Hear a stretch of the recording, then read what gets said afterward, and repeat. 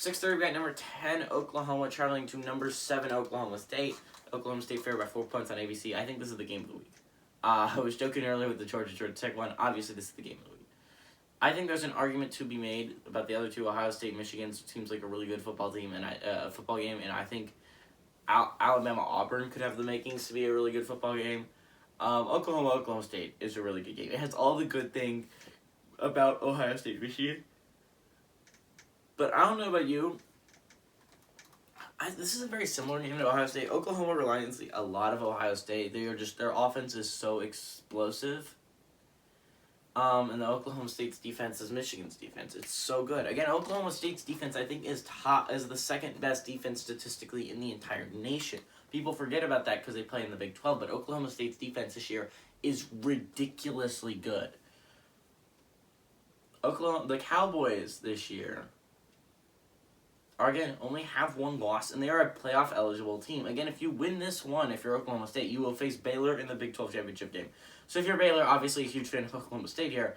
Again, if Oklahoma wins, you eliminate Oklahoma State, but you will see them next week in the Big 12 championship game. So again, this is kind of one of those games where if Oklahoma wants a shot at the playoffs, again, you have to win. Again, this is a must-win game.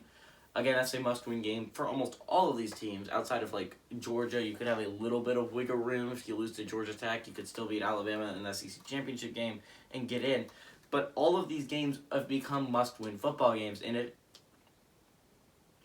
I don't know. I think if you're a chaos-having team, chaos-having fan, if your team is eliminated, you don't like any of the teams left. Personally, I'm normally a chaos fan. I just want the most chaos possible, but I kind of want to see Oklahoma State or Cincy make the playoffs.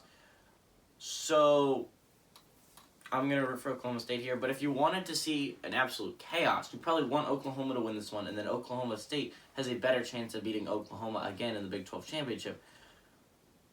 But going to last week, Caleb Williams did not have good stats. He went 8 of 18, threw for 87 yards, a touchdown and a pick. Kennedy Brooks went 17 carries for 115 yards. And Mims had one catch for 22 yards. Oklahoma State, on the other hand, went out and they played Texas Tech and they dominated and Spencer Sanders went 19 of 37, threw for 259 yards, a touchdown.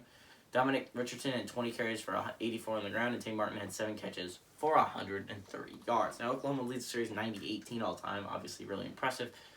And it's a 16-win streak for Oklahoma, and they have won 16 out of the last 18 they have played, which is pretty crazy. Talking about Oklahoma has dominated Oklahoma State as of recently, but this is a much different Oklahoma State team this year. Now, last year, this is so weird. Everyone was hyping up Oklahoma State last year to be a playoff team, and they were eliminated way before that was even an issue. It was they were eliminated mid-October, I think, from playoff contention. It was crazy, and there were no Big 12 teams playoff eligible. It was really kind of weird, but this year Oklahoma State started outside of the top 25. They've won a couple of weirdly close games. If you look at their season in review, they played an FCS opponent really close. I forgot it. I think it might have been Central Missouri or something like that. It was the Bear. I know that's for sure. They played them really close, and then they went on the road, beat Boise State by, I think, 1 point. And then they returned home, barely beat Tulsa, and it was looking like, this might be a rough season for Oklahoma State, but I don't know what happened. They survived all of those games, and instead of that making them, weaker, thinking they aren't very good, they went out and they've dominated really ever since. Obviously, that one 3-point loss, Iowa State is the exception. But every other game they've really played, they've been the better team, and it's not by a little. So it's going to be interesting. You're going against a pretty good Oklahoma squad. But Oklahoma, over the past 2 weeks, has struggled when facing good defenses. And Iowa State and Baylor's defense are good, but they're not as good as Oklahoma State's defense, which makes me think Oklahoma State's going to win this one. You have looked at Caleb Williams' stats over the past 2 weeks. You know that they are rough, spelled with a capital R. I mean, it's so bad. He has not been good against good defenses. That's what Iowa State brought last week.